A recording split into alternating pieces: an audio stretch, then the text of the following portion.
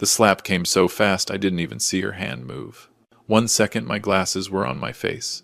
The next, they were skidding across the ballroom floor at Harborview Country Club, a lens cracking under the chandelier's white light.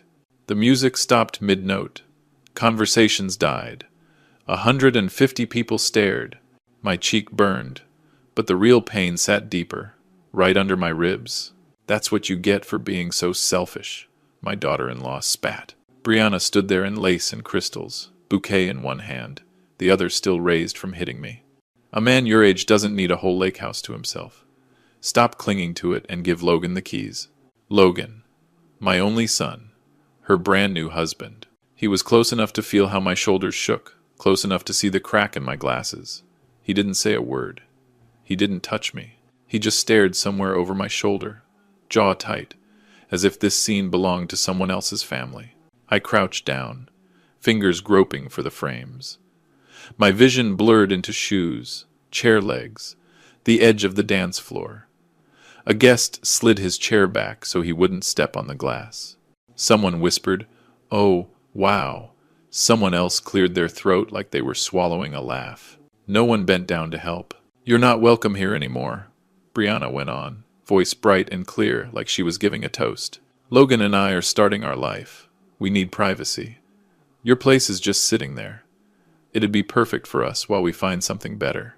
Her words bounced off the vaulted ceiling, off the white flowers, off a room full of people pretending they weren't enjoying the show. I found my glasses by touch. One lens was spiderwebbed, the frame twisted. I slid them back on anyway. Through the cracks, my reflection in the mirrored wall looked exactly how I'd encouraged people to see me for years. Old suit, cheap tie, shoulders a little rounded, harmless, ordinary, easy to overlook. My name is Martin Cole.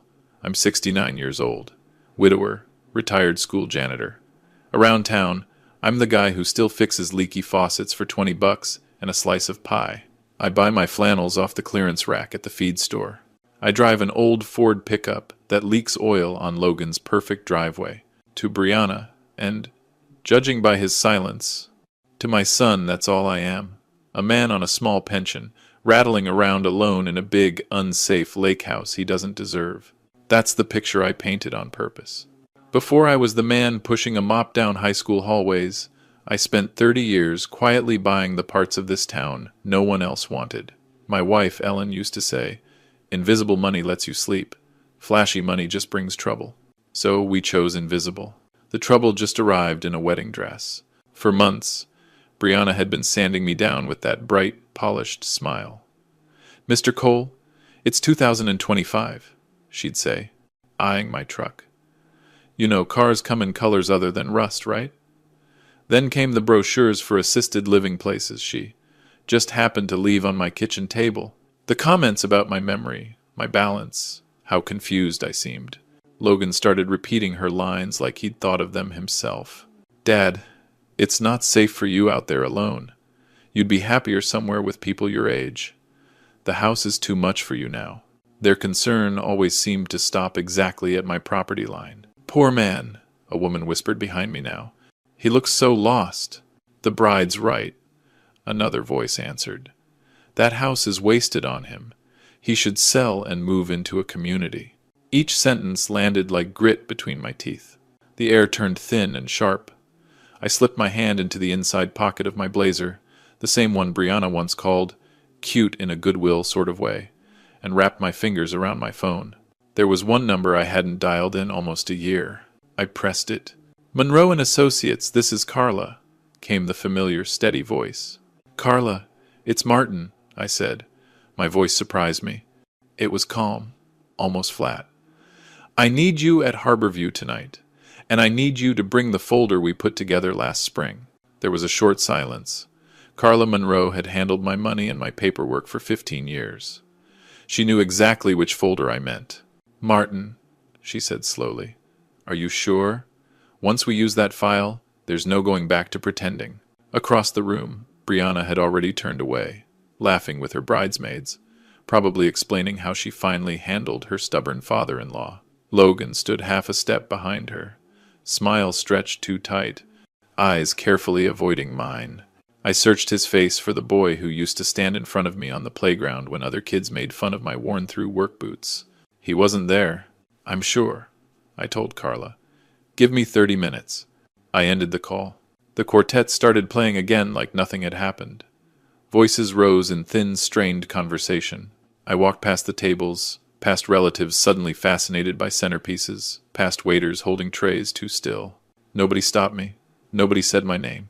The ballroom doors closed behind me with a soft thud, and the cool night air slapped the same cheek Brianna had. Out under a flickering street lamp, my old Ford waited, paint faded, bumper held on with 2 bolts and a prayer. I slid into the driver's seat and rested my hands on the cracked steering wheel. 30 minutes. 30 minutes for my son and his bride to enjoy the last half hour of the life they think they've secured. 30 minutes before the man they tried to erase from his own story stops pretending to be poor and shows everyone in that ballroom exactly who he really is. The parking lot lights buzzed overhead, casting a yellow glow across the cracked asphalt as I sat in my truck, watching the ballroom through the windshield. Laughter spilled out every time someone opened the door, sharp and bright like glass clinking before it shatters. 20 minutes left. I leaned back in the seat, letting the engine tick as it cooled, and for the first time in months, I let myself remember where all this really began. Not tonight. Not with the slap. Not even with Brianna's first insult, disguised as concern. No, this story started the day Logan brought her to my lake house 2 years ago. I had grilled burgers on the back deck, the sun painting the water gold. Logan looked proud, excited even, the way he used to when he was a kid showing me an A-plus paper. "Dad, this is Brianna," he'd said, beaming. She stepped forward with a smile so polished you could see your reflection in it. "Wow," she said, on her first breath inside. "This place is rustic." Rustic. That was her polite way of saying old. Outdated. Beneath her. Her eyes wandered like she was assessing what could be sold, renovated, replaced. She paused longest at the framed photo of Ellen on the windowsill. "She's pretty," she murmured. But her expression said something else entirely. Over dinner, she asked too many questions in that sugary voice of hers. "So, Mr. Cole, you said you retired from janitorial work. How do you manage financially now? Is this property fully paid off? Do you have help out here? You know, like medical alert services?" Logan didn't notice the way my fork slowed. Or maybe he did, and chose not to. At the time, I told myself she was just curious. Most people don't understand a man who chooses to live simply even when he doesn't have to. But then came the phone call. I overheard 6 months later her voice drifting through the hallway while she stood on my deck, pretending to admire the lake. "He's alone out here," she had whispered. "The place is huge. I swear he's slipping. If we can convince him it's not safe, we could stay here until we get on our feet." My chest had gone cold, but I didn't confront her. Not yet. I wanted to understand who I was dealing with. And the more I watched, the more I saw. The way she nudged Logan to speak for me when we went out to dinner. The way she lost my mail, twice important mail, from the county tax office. The way she'd loudly tell Logan, "He repeated the same story twice, babe. I'm worried." Pretty soon, Logan started echoing her. "Dad, you do forget things. Dad, maybe you shouldn't be driving at night. Dad, it's not healthy being alone in that house."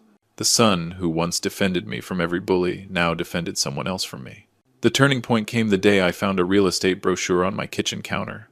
The same counter where Ellen and I used to knead dough for homemade bread, where Logan used to sit, swinging his legs while I cut his sandwiches into little squares. Brianna had circled a senior living complex in red ink. "Private rooms!" "On-site nurses." Perfect for older adults transitioning out of independent homes. A sticky note sat on top. "Just thinking of you." My hands had trembled not with age, but with understanding. They weren't just waiting for me to fall. They were pushing. I'd called Carla the very next day. "Open the safety file," I'd told her. "All of it. I want everything updated." Because the truth was simple. For years, I'd been protecting Logan from the full extent of my resources.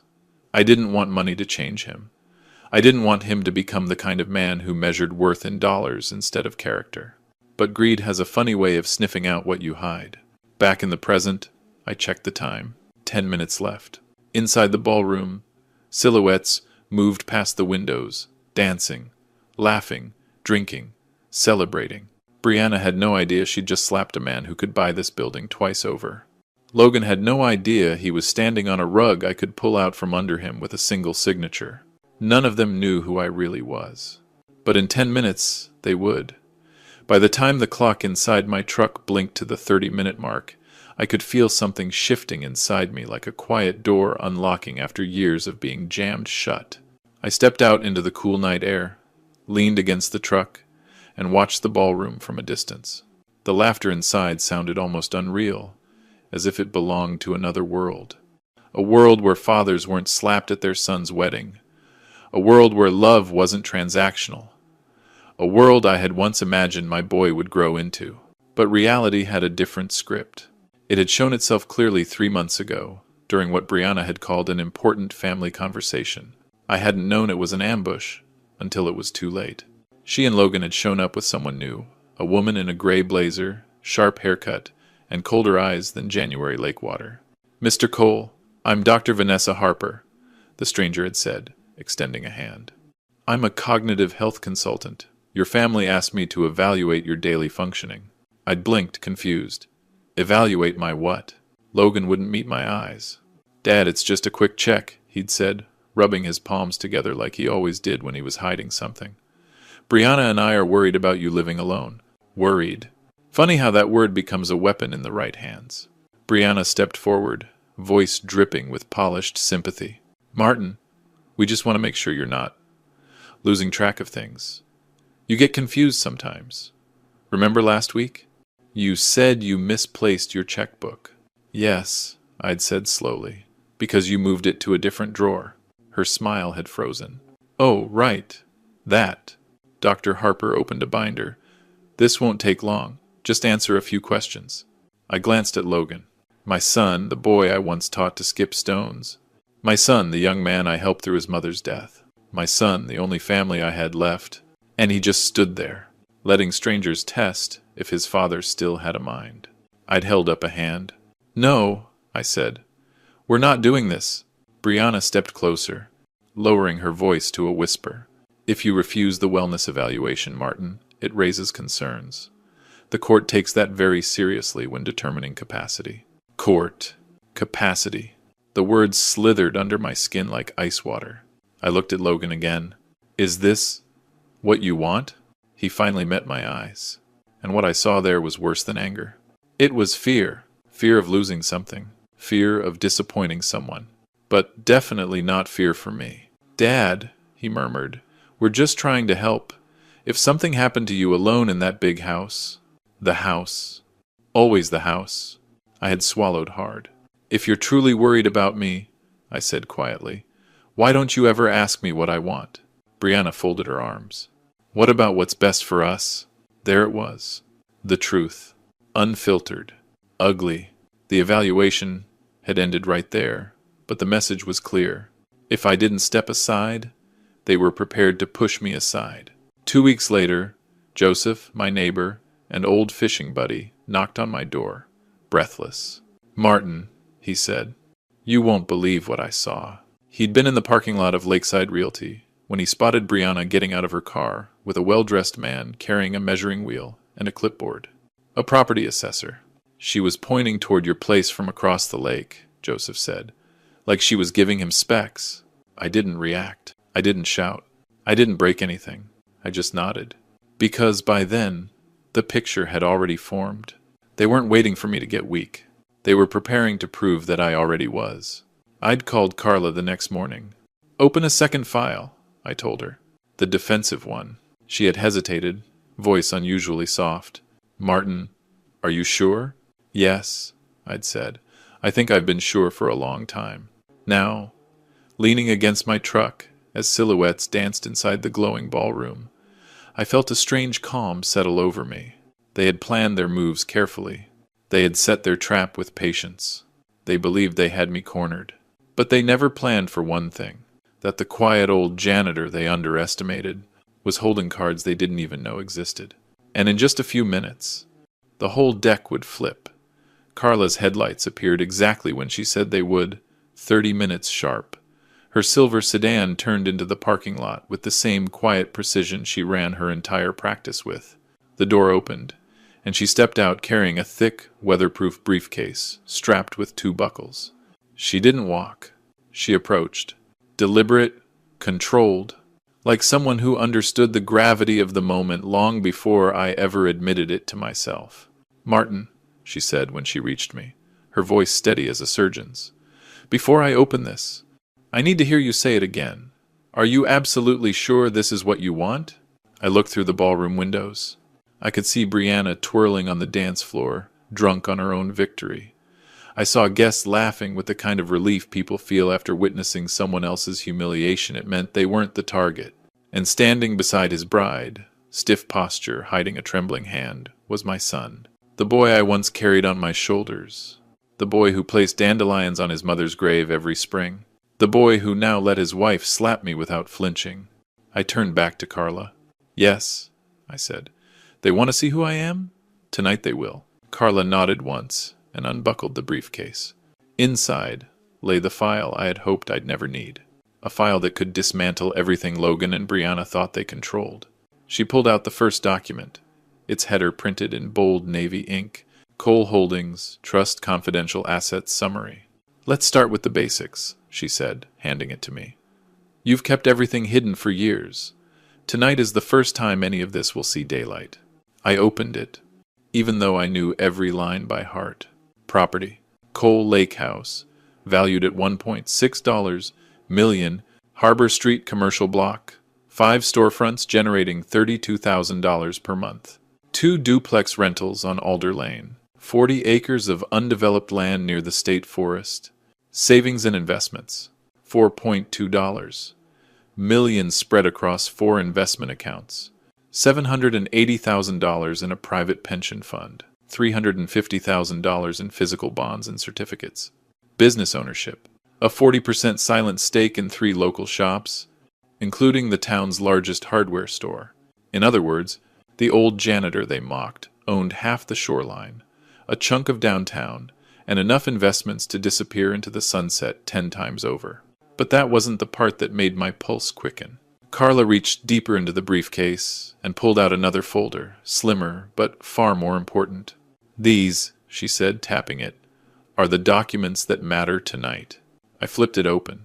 Inside were printed statements, each one signed by me, authorizing cancellation of every automatic payment I'd been making on Logan's behalf, termination of the guarantee I'd quietly provided for his house rental, withdrawal of financial coverage for Brianna's student loans, suspension of the $3,800 monthly transfers that had kept them afloat. For years I'd been saving them from drowning, and for years they had mistaken my hand for a rung in their ladder. Carla also included copies of invoices from the last 12 months, money they didn't even realize came from me, the wedding photographer, the venue deposit, the down payment on Brianna's engagement ring, the anonymous donor who covered their medical bills after Logan's appendectomy. The credit card payments, they assumed, were processed through Logan's employer.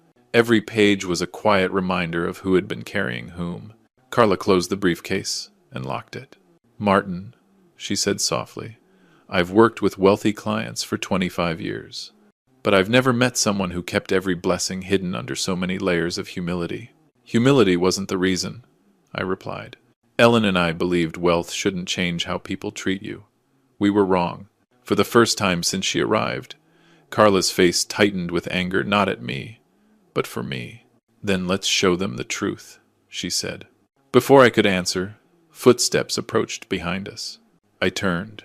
It was Joseph, my neighbor, my friend, the man who'd warned me when the first cracks formed months ago. He held a brown envelope in his hands, breath visible in the cold night. "Found what you asked for," he said, handing it over. Inside were photos, timestamps, and witness notes, everything he'd documented the day he saw Brianna touring my property with a real estate assessor. Proof. Hard proof. Proof that she didn't just covet my house, she had already begun the process of taking it. Carla glanced inside and nodded approvingly. "Between your financial documents and Joseph's evidence," she said, "you're holding enough leverage to collapse every lie they've built." I looked toward the ballroom one last time. The music swelled. The guests twirled. My son held a champagne flute, smiling like a man standing on solid ground. He didn't know yet that the ground beneath him was made of ice. And tonight, it was going to crack. Carla tucked the folders neatly under her arm, the way someone carries a verdict. Joseph tightened his jacket, shot me a steady nod, and headed toward the entrance doors with us. The walk across the parking lot felt unreal quiet, heavy, purposeful, like the slow march someone makes right before cutting the wire that stops a bomb from ticking. The ballroom lights glowed warm and golden, but everything inside them was about to turn cold. As we reached the glass doors, the music inside shifted into something upbeat, a pop song Brianna had probably chosen. It pulsed through the floor, oblivious to the storm waiting outside. Carla paused, turning to me one final time. "Martin," she said, "once we step through those doors, everything changes. Your son will never see you the same way again." I breathed out slowly. He hasn't seen me for a long time. And with that, I pushed the doors open. The sudden silence was instant and absolute, like someone had reached over the soundboard and slammed the master switch to off. Every pair of eyes turned toward us. Carla in her tailored gray suit, Joseph with his envelope of evidence, and me, the man they thought they could shove into a retirement brochure. Brianna was the first to react. She stiffened, her champagne glass freezing halfway to her lips. "Oh, for God's sake," she said loudly enough for half the room to hear. "You again? Didn't we already finish the part where you ruined the pictures?" A few guests chuckled tiny, nervous laughs from people who didn't want to be caught on the wrong side. Logan stepped closer to her, brow furrowed, but he didn't speak. He didn't defend me. He didn't correct her. He didn't even blink. Carla stepped forward first, her voice calm and razor sharp. "Excuse me. I'm looking for Mr. Logan Cole and Mrs. Brianna Cole." Logan blinked at her. That's us," he said, voice shaky. "Who are you?" "I'm Carla Monroe," she said. "Mr. Martin Cole's financial and legal advisor." A ripple went through the crowd murmurs, shifting chairs, someone gasping softly. Brianna scoffed. "Financial advisor? For him?" She pointed directly at me. "You must be lost." Carla didn't move, didn't blink, didn't break her calm. "I assure you, Mrs. Cole, I am exactly where I need to be." Then she opened the briefcase. The metallic click echoed like a gunshot. "First," she announced, pulling out the lease termination notice, "Mr. Logan Cole, you are hereby notified that the guarantee for your rental property has been revoked." Effective immediately. Logan's eyes went wide. What do you mean revoked?" "We can't keep the house without a guarantor." "That is correct," Carla replied. "You now have 30 days to provide a new one or vacate." Whispers broke out across the room, sharp and electric. Brianna's face reddened. "Is this some kind of joke?" "We don't need his help." Carla cut her off. "Next item." She held up a printed sheet, tall columns of payments, transfers, deposits. "For the past 28 months, Mr. Cole, your father has been paying a total of $3,800 a month toward your expenses. This includes your credit cards, insurance, medical fees, and," she glanced at another page, "a portion of tonight's wedding deposit." A stunned silence followed. Then someone from the back whispered loudly, "Wait, the old man paid for the wedding?" Brianna spun toward Logan. "You told me you got approved for the wedding loan." Logan swallowed hard. I thought I was. I didn't know." "He didn't know because he never asked." Carla lifted her voice again. "And all financial support has been discontinued, effective immediately. These are the official notices." She handed them to Logan, but he didn't take them. His hand shook too badly. Then Joseph stepped forward. "Time for my part." He opened his envelope and pulled out photographs, the ones he'd taken from across the lake. "Here's Brianna with a real estate assessor," Joseph said, "measuring your father's property behind his back, planning the sale before the wedding even happened." Gasps rippled through the room. People craned their necks. A few even stood up. Logan looked at his wife in horror. "Bri, is that true?" She opened her mouth, closed it, opened it again. "It was just an idea," she snapped. "Your dad can barely handle the place. We were helping him." "By selling his home?" I asked quietly. My voice, soft as it was, sliced through the ballroom like a blade. For the first time all evening, Logan finally looked at me, not through me, not past me, but at me. And he looked terrified. Because he finally understood. He hadn't married a partner. He'd partnered with a predator, and he'd helped her hunt his own father. The crowd leaned in, breath held, waiting for what would happen next. And I realized this wasn't even the real twist. Not yet. Not by a long shot. For a long moment, no one in the ballroom moved.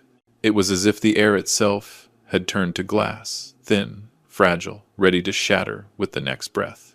Logan stared at the photos Joseph held up, blinking like the images were too bright to look at directly. "Bree, why were you at my dad's property with an assessor?" he asked, voice cracking like a teenager's. Brianna's chest rose and fell too fast, her perfect bridal composure slipping like cheap wallpaper. "It's not what it looks like," she snapped, which of course meant it was exactly what it looked like. Someone in the front row whispered, "She was scouting the place before they even owned it," and the whisper spread like a fuse catching fire. Brianna's cheeks flushed a blotchy red. She turned on Joseph first. You're just some nosy old man who can't mind his business." Joseph lifted an eyebrow, the same look he used to give me when I miscast a fishing line. "Ma'am," he said calmly, "I minded my business just fine. You're the one who stepped onto property that wasn't yours." The room crackled with murmurs. Then Brianna pivoted to Logan, stabbing the air with her finger. "You don't understand," she hissed. "Your father is vulnerable. He's confused. He forgets things. He doesn't manage the house anymore. I was preparing for the future." "The future," I repeated quietly. "That didn't include me." My voice wasn't loud, but the ballroom rearranged itself around it, every conversation falling silent. For the first time, Brianna looked straight at me, not with fake sweetness, not with polished charm, with pure, unvarnished frustration. "You should be in assisted living," she said sharply. "Everyone here can see it. You can't even keep track of your own documents. You barely drive. Carla stepped forward, voice smooth as steel. "Mrs. Cole, that is false. I meet with Mr. Cole monthly. His cognitive and financial assessments are pristine. He is more organized than half my clients under 40. A few people clapped. They tried to hide it. They failed. Brianna's lips trembled with rage. "That file doesn't mean anything," she snapped. "You're just covering for him. He's old and stubborn and legally competent," Carla finished, "which is more than I can say for your financial situation." Logan swallowed. "Carla, what does she mean by that?" "Oh, Logan." My son looked like a man watching the floor dissolve under him in real time. Carla flipped another page in her folder. "Mr. Cole," she said with crisp precision, "your debts exceed $90,000. You have 4 maxed-out credit cards. You are 3 months behind on rent. And your car—" "My car?" he croaked, "is scheduled for repossession next Tuesday."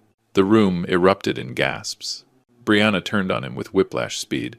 "You said you took care of it," she screeched. Logan's shoulders caved in. I thought I had. I thought the payments were going through." "They were," Carla said. "From your father's account. The music, the lights, the decorations, everything suddenly felt hollow around us.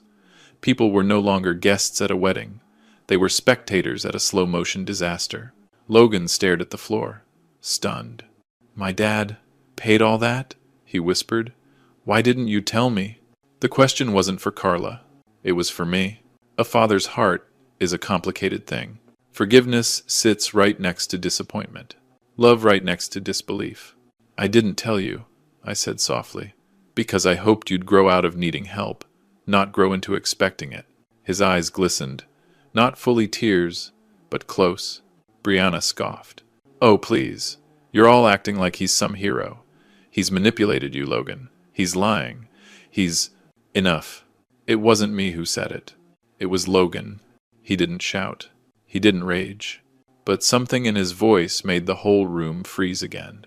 "Bree," he said quietly, "did you really go behind my back and try to sell my father's home?" She opened her mouth. But no words came. Her silence was an admission louder than any scream. Logan's shoulders shook once, barely, and then he turned to me. "Dad," he whispered, I didn't know everything, but I know she shouldn't have hit you. I should have." His voice broke. For a moment, we were close again. 2 people standing in the middle of a disaster, trying to recognize each other. Then Brianna seized his arm. "Logan, don't you dare," she hissed. "This old man is trying to turn you against your wife on your wedding night." I raised an eyebrow. "This old man," I said, "hasn't even started yet." The ballroom went silent, because they all felt it. The ground shifting, the temperature dropping, the truth rising like a wave that was about to crash. You could almost hear the temperature drop. A cold, invisible curtain fell over the ballroom as Brianna clung to Logan's arm like a lifeline. Her perfect bridal image was cracking at the seam's foundation, melting, breath hitching, pupils sharp and wild. "Logan," she whispered harshly, "don't let him twist this. He's dangerous when he's cornered."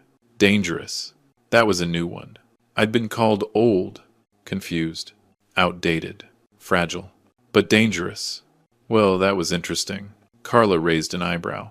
"Mrs. Cole, dangerous would imply Mr. Cole is unpredictable. He is the most prepared person in this room." Guests shifted uneasily, the kind of tension that sticks to the walls. Then Logan exhaled. One long, heavy breath, like someone waking up from a long, blurry dream. "Dad," he said slowly, I want to hear everything. All of it. From you. Not Brianna. Not Dr. Harper. Not anyone else. Me." For the first time all night, the crowd wasn't looking at Brianna. They were looking at him, the groom whose wedding was unraveling in front of 150 people holding their cameras sideways. Brianna felt the shift immediately. She yanked her hand from his. "Logan, don't be stupid. He's trying to embarrass you so he can what?" Logan asked quietly. "Protect himself from being shoved into assisted living? Protect his own home from being sold behind his back? Protect his dignity?" She blinked at him, stunned. "He's manipulating you." "No," he said, and there was something in his tone I hadn't heard in a long time. Clarity. "What manipulates a man," Logan continued, "is believing someone loves him while she's slowly carving up his father's life." A murmur rippled through the room, soft, sharp, biting. Then Carla handed me the small, leather-bound folder I'd kept hidden for years. Not the financial one, not the evidence one, the last resort one. I opened it in front of the crowd. Inside were Brianna's text messages to her mother about getting the house by summer, voicemails from Logan's landlord, thanking the father for covering rent, screenshots of Brianna Googling legal steps to declare parent incompetent, an email from her to the property assessor, dated months before the wedding. "The owner is old and confused. Shouldn't be hard." The gasp that followed was collective, like the entire room inhaled at once. Logan's face drained of all color. "You emailed someone about my father?" he whispered. I was researching options," she stammered. "Just in case. Logan, we were struggling. I thought—" "No," he cut her off, voice trembling. "You didn't think. You planned." And there it was, the truth landing squarely in the open. The dam had broken. Now the flood came. I looked at Carla. "Show the last part." Carla nodded, pulling out my updated legal declaration. "The Cole Lake House," she read loudly, "has been officially transferred to the Cole Senior Protection Trust and assigned to remain in Martin Cole's possession for the entirety of his life." Logan blinked. "What?" "And," Carla continued, "should anything happen to Mr. Cole, the property and all assets tied to it will bypass his son and daughter-in-law entirely." Silence. Pure, suffocating silence. "Who does it go to?" someone whispered. Carla smiled faintly. "To community programs for at-risk seniors in Marlowe County." A few people actually clapped. Brianna let out a strange sound, half yelp, half sob. "You can't do that," she shrieked. "You don't even have grandchildren yet. That house belongs to your future family." I looked at her, slowly, purposefully. "I won't leave anything," I said softly, "to a family built on greed." Logan flinched as if struck. Brianna shook her head violently. No, this isn't happening." "Logan, tell him to stop. Tell him he can't." But Logan wasn't looking at her anymore. He was looking at me, and what I saw in his eyes wasn't anger. It was regret. Raw, unfiltered, terrifying regret. "Dad," he whispered, I didn't know it was this bad. I didn't know what she was doing. I didn't know I was hurting you. You didn't ask to know, I replied. Brianna lunged toward him. Logan, are you really going to let him humiliate us like this in front of everyone? I stepped forward. This isn't humiliation, I said. This is truth, and truth doesn't care who's watching. The crowd held its breath. Brianna stood frozen in her wedding dress, mascara streaking down her face, surrounded by the ruins of the life she tried to steal. Logan stood beside her, but separate now, emotionally a mile away. And me? For the first time in years, I felt light, like a man finally stepping out of a lie he'd lived in for too long. But the night wasn't done, not even close. The ballroom doors were still closed behind us, but it felt like every person in that room had been dragged to the very edge of something raw and irreversible. Brianna stood trembling in the middle of the dance floor. Her dress, once pristine, now wrinkled and stained from tears and sweat. The perfect bride mask had cracked completely, and what was left underneath was something unfiltered, desperate, and feral. Logan didn't touch her. He didn't reach for her. He didn't speak. He looked like a man seeing a stranger wearing his wife's face. I could almost hear the moment his heart split into two separate truths. The father he'd doubted, and the woman he'd trusted. The silence stretched long enough for people to start whispering again. Phones were out. Hands were covering mouths. Even the DJ froze behind his booth. Brianna finally snapped. "This is all your fault," she spat at me. Her voice cracked. Her hands shook. "You did this to us. You made Logan look stupid. You ruined our wedding." I didn't flinch. "No," I said softly. "You ruined it the moment you decided my life was something you could carve up for your own convenience." Her breath hitched. She wasn't used to being spoken to plainly, but she wasn't done. "You don't understand what it's like," she hissed. "We're drowning, Logan and I. Drowning. You think it's easy to start a life in this economy? You think we had a choice? You had everything. Martin, everything. And you hid it like some kind of selfish old—" Logan stepped toward her. "Stop." "No," she snapped. "He needs to hear it." Then she turned fully toward me, rage flashing like a match too close to gasoline. "You could have made our lives so much easier. You could have helped us. You could have given us a head start. But instead you hoard money and pretend to be poor, and then act like we're the villains for trying to survive." Her voice spiraled higher, faster, sharper. "You think you're noble? You think you're teaching us a lesson? You're pathetic. A lonely old widower with no friends and no life, and a house that should have gone to someone who actually needs it. Bree." "Enough," Logan said again, louder this time. But she was far past listening. "You're not even worth what you're sitting on," she screamed. "You should have handed the property over and gone somewhere safe, instead of clinging to a house you can't maintain." Something inside me snapped. Not anger. Not pain. Clarity. "Brianna," I said, "you don't want a home. You want ownership of the man who owns it." The entire room froze. Her jaw locked. Her cheeks blotched red. Her fingers curled so tight her knuckles whitened. "You—" she started. But Carla cut in. "Actually," Carla said, her voice velvet wrapped around steel, "there's something else we haven't addressed yet." She opened another folder. A smaller one. A more delicate one. A court notice filed by Dr. Vanessa Harper. "The cognitive health consultant. Mrs. Cole," Carla said. "This is the preliminary petition to evaluate Mr. Cole's mental competency. Filed the same week you contacted the property assessor." Logan's head whipped toward Brianna so fast I thought he might hurt himself. "What?" he whispered. "It's just paperwork," Brianna insisted. "Just in case." The lawyer said. "You filed a petition," Logan said, his voice hollowing out, "to declare my father incompetent." She hesitated a second too long. "I talked to the lawyer," she admitted, "but only because your dad refuses to make responsible decisions. I was protecting us." "By taking away his rights?" Logan asked, voice cracking. "He doesn't need them anymore," she blurted. A ripple of disgust moved through the crowd. Someone muttered, "Oh, she's done." Another voice whispered, "She's digging her own grave." Logan took a step back from her. Then another. "Bree," he said slowly, shaking his head. "You tried to take everything from my father. You lied to me. You manipulated me. You—" Suddenly, Brianna's voice dropped into a trembling whisper.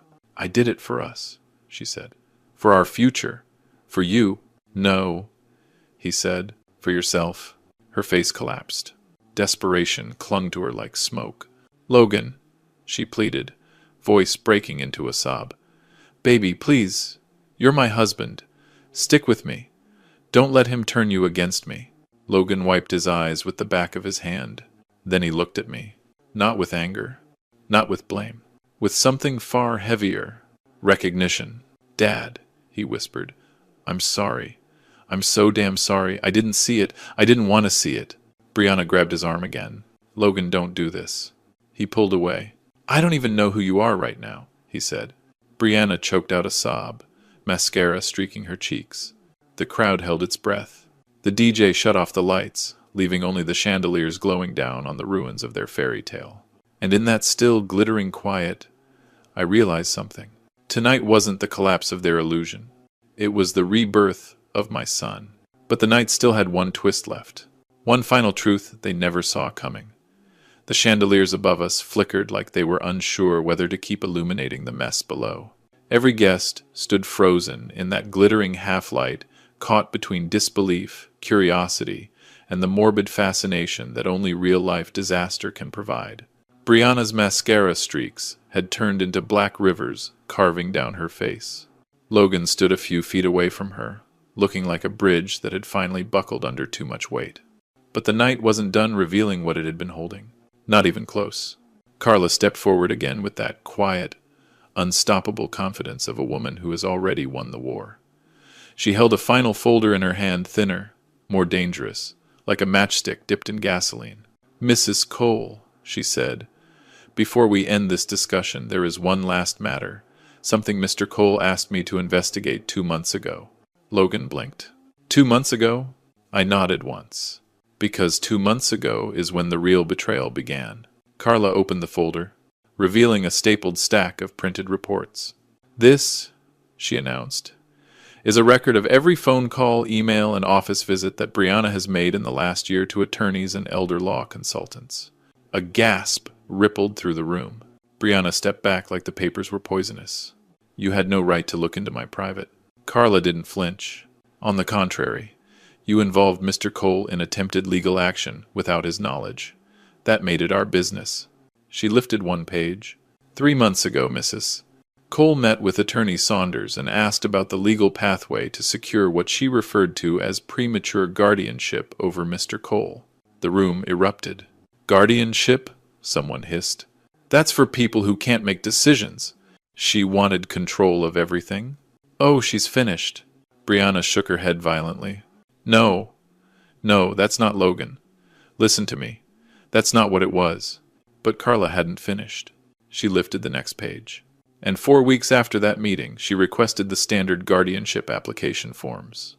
Those forms include full control over Mr. Cole's finances, power to sell his home, medical authority, and legal decision-making rights. Logan's face cracked open. You wanted legal control over my father?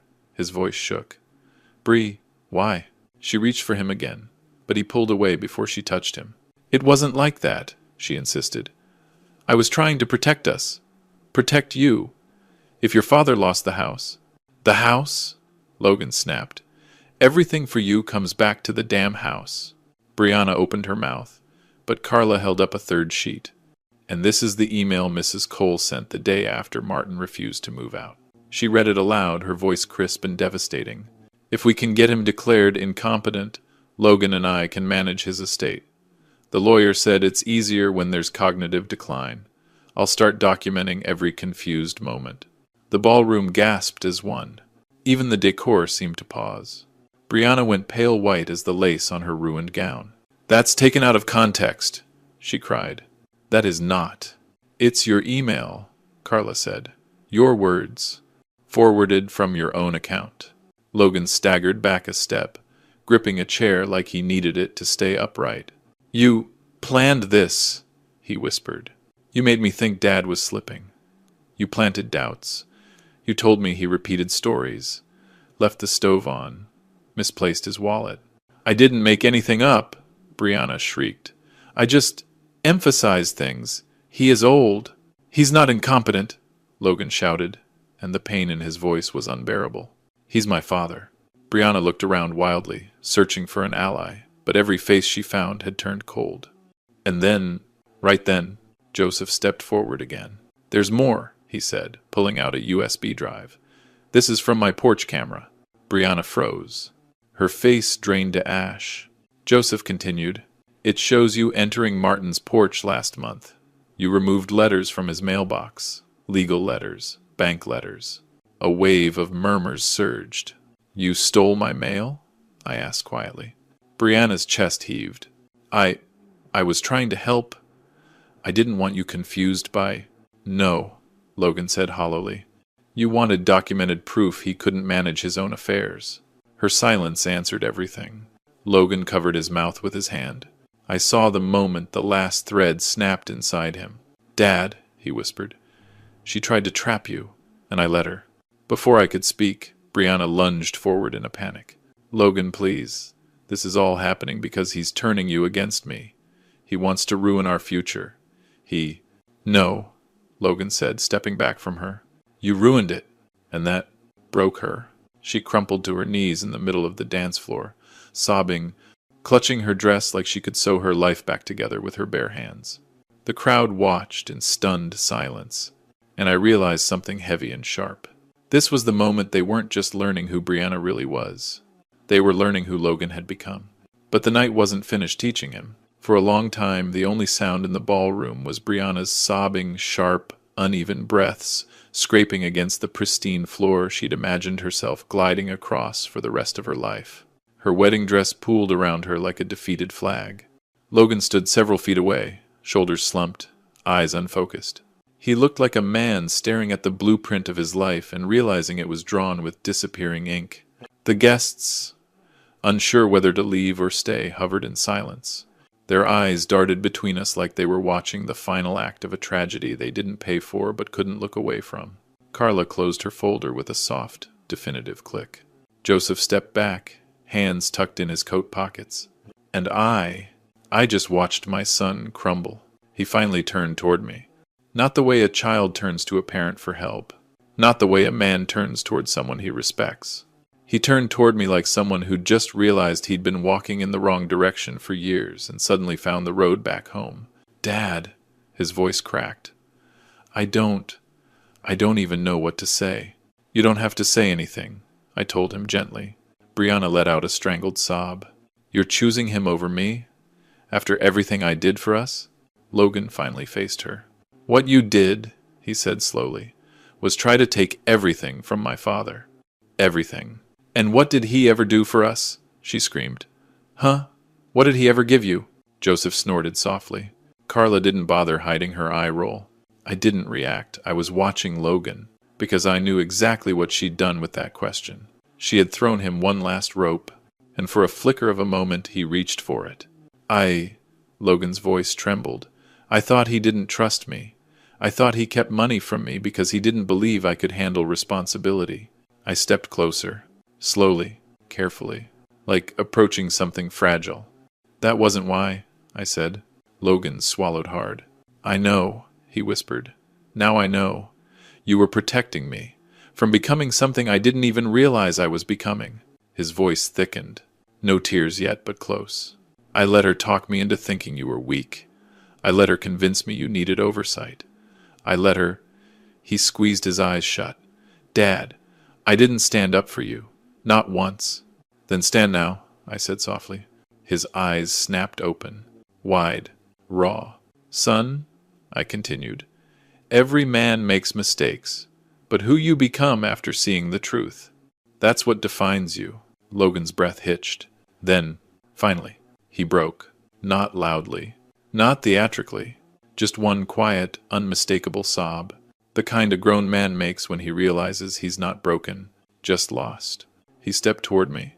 1 step, 2, then he stopped inches in front of me, shaking. Dad, he whispered, voice crumbling. I'm sorry. I placed a hand on his shoulder.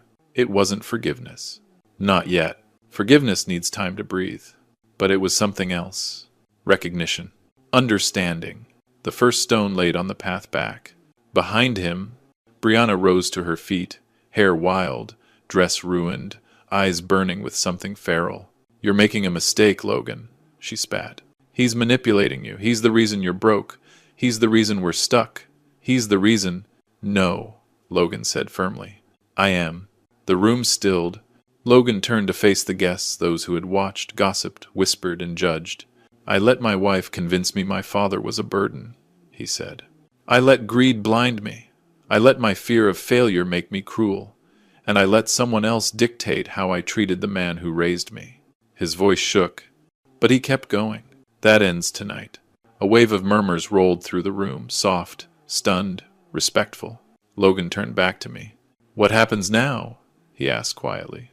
"Between us?" I studied his face, the same face Ellen traced with her fingers the day he was born. "What happens," I said, "depends on what you do next." He nodded slowly.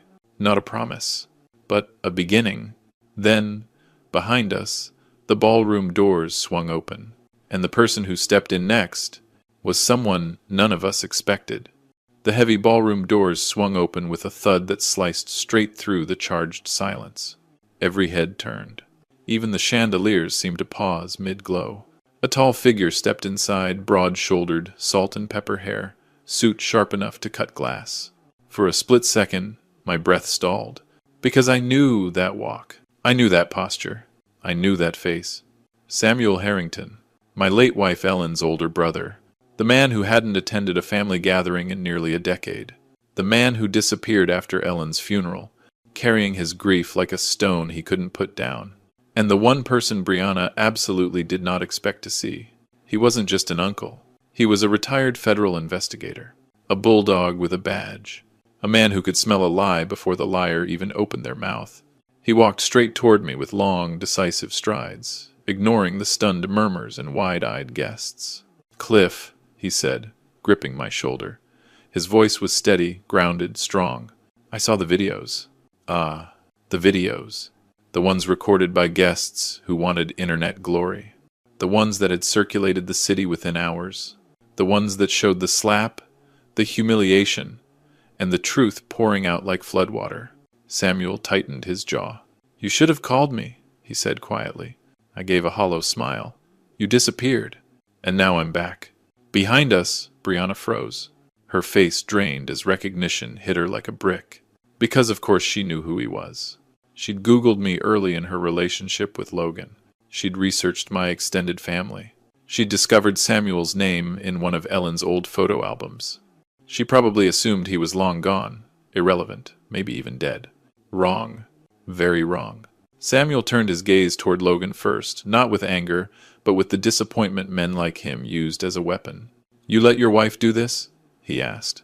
Logan swallowed hard. "No, Uncle Sam. I let myself do it. I'm not blaming her anymore." Samuel nodded once short, curt, a gesture of respect returned in small doses. Then he faced Brianna. He didn't shout. He didn't threaten. He simply let silence do what silence does best. Amplify guilt. "I've been doing some digging," Sam finally said. His tone carried the cool precision of a man delivering evidence, not opinions. 3 months ago, you consulted an attorney about elderly guardianship petitions. Brianna stiffened. You also contacted a private financial investigator to track Cliff's assets. Her lip quivered. And last week, you met with a developer who's been trying for years to buy Cliff's workshop property. Gasps rippled across the room. I stared at Sam, stunned. "How did you—" "I never really left," Samuel murmured.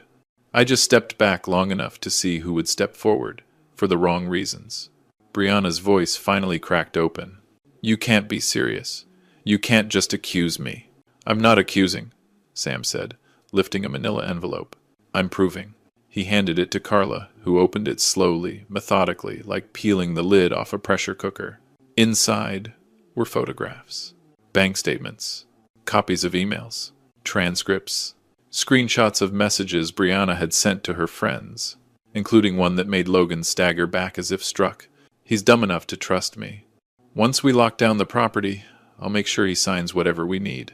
Logan ran a shaking hand over his mouth. You were planning this before we even got engaged," he whispered. Brianna snapped. "It was just talk. Just a joke." Samuel raised an eyebrow. "A joke you emailed to a real estate broker." Her knees buckled, and she grasped the edge of a table to stay upright. I stepped forward. My voice was quiet, dead quiet. Why? The question hung in the air like smoke. Finally, Brianna whispered, because I grew up with nothing. Because I promised myself I'd never struggle again. And Logan? He was my chance.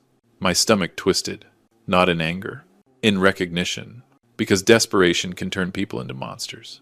Samuel exhaled sharply and turned to me. You want to press charges? The room froze.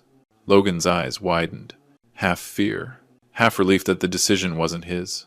All eyes turned to me, the man Brianna had slapped, manipulated, cornered, and underestimated. I met Samuel's gaze. Not with fury, not with revenge. With clarity? No, I said. The room broke into shocked murmurs. But, I added, staring straight at Brianna, she leaves my life permanently. No contact. No negotiations. No second chances. And she walks out of here tonight without taking a single thing that doesn't belong to her. Brianna blinked, stunned. Samuel folded his arms. That's the deal. Take it or face charges. And then, for the first time all night, Brianna understood she had lost. Completely, she sank into a chair, trembling. Logan didn't go to her. He didn't comfort her. He turned to me, eyes glassy, voice breaking. Dad, what now? I looked at him, the man my son had become, standing at the crossroads of ruin and redemption. Now, I said softly, now comes the part where you decide who you want to be. The ballroom exhaled, but the night wasn't over, not by a long shot. Brianna left the ballroom like a storm, losing its strength, still loud, still furious, but unraveling with every step. Her heels clacked sharply against the marble floor, echoing through the hall until the front doors swallowed her whole. Silence settled again, but it wasn't the heavy, suffocating silence from earlier. This one felt suspended, like everyone was waiting to see if this night would end with ruin or rebirth. Samuel stood beside me, arms crossed, gaze fixed on Logan. He didn't have to say a word. Some men are their own verdict. Logan wiped at his face, trying to keep himself from fully breaking. But grief, real grief, doesn't listen to pride. Dad, he whispered, I don't know how to undo all of this. You don't undo it, I said gently. You start again. He swallowed hard, staring at the floor. I should have protected you. I shook my head. No, you just forgot who you were for a while. Pain can fix that, if you let it. A few guests, those brave or nosy enough to linger, watched us like witnesses at a quiet funeral. Not of a marriage, but of an old version of my son. Logan, Samuel finally said, stepping forward, you've been given something most people never get. Logan blinked. What? A chance to rebuild before life destroys you completely. My son let out a shaky breath, nodding slowly. But before he could speak again, Joseph reappeared through the ballroom doors with a tight expression. Cliff, there's someone waiting outside for you. Now? I asked. He nodded. It's urgent. Samuel exchanged a glance with me, one of those silent brace-yourself looks older men pass between trenches. We stepped outside into the cool night air. And there, standing beneath the amber glow of the parking lot lights, was a woman holding a baby. She couldn't have been more than 24, her curled hair pulled into a nervous bun, her clothes practical but neat. She adjusted the infant on her hip before stepping toward us. Mr. Walker? She asked softly. Yes, I said, already feeling my pulse shift into something uncertain. She hesitated, breath trembling. My name is Eliza Carter, and this is Oliver. My lungs forgot how to work. Oliver? I repeated. She nodded. Your grandson. The world tilted. Not violently, but like a slow turn of a camera lens bringing a new truth into focus. Samuel stiffened beside me. And Logan? I asked quietly. Doesn't know, she whispered. He never knew. We dated before Brianna. He broke it off when she came back around. I found out I was pregnant 2 months later. I stood in stunned silence, watching the baby tiny fingers curled like unopened petals sleeping against her shoulder. Eliza swallowed hard. I wasn't going to come tonight. I didn't want to cause trouble. But after seeing the videos, her voice cracked. I couldn't keep this from you. Not anymore. Behind me, the ballroom door creaked. Logan stepped out. He saw Eliza. He saw the baby. And he froze. Eliza? He choked out. She didn't move. Logan, she whispered, voice trembling. This is your son. Logan staggered forward as if gravity had lost patience with him. Mine, he whispered. She nodded. He has your eyes. Logan's face crumpled. He reached out, hesitant, scared, reverent, and gently touched the baby's tiny hand. The infant stirred, opened his eyes for a brief moment, and gripped Logan's finger. That's when my son broke completely. A sob tore through him, not the selfish kind he'd given earlier, not the wounded pride of a man losing comfort. This was something deeper, purifying. The sound of a man rediscovering his own humanity. I didn't know, he whispered. Eliza, God, I swear I didn't know. I know, she whispered. That's why I'm here now. Samuel stepped back, giving them space. Joseph placed a hand on my shoulder, steady, warm. For the first time that night, I wasn't watching the collapse of something broken. I was watching something be born. Logan turned toward me, tears streaking down his face. Dad, he said, voice shaking, I want to be better. For him, for myself, for us. I stepped forward and placed my hands on both his shoulders. Then start now, I said. Right here. The baby yawned softly, a tiny sound, but somehow louder than the chaos of the entire night. Eliza smiled through tears. Logan wiped his face and looked at me with a quiet, trembling resolve I hadn't seen in years. Dad, he whispered, can we come home? My voice nearly broke. Yes, I said. Both of you. Above us, the night air seemed to soften like it knew a storm had finally passed. And as the ballroom emptied behind us, as the last echoes of betrayal faded into the cold Maryland air, I realized something. The story hadn't ended in destruction. It had ended in rebirth. Not for Brianna, not for the guests, not for the ones who watched and whispered, but for us, a father, a son, a second chance, and a new life sleeping quietly between us. Proof that even the deepest wounds can bloom into something worth keeping alive. When people ask whether I regret what happened that night, my answer is simple. The hardest truths save the most lives, especially our own.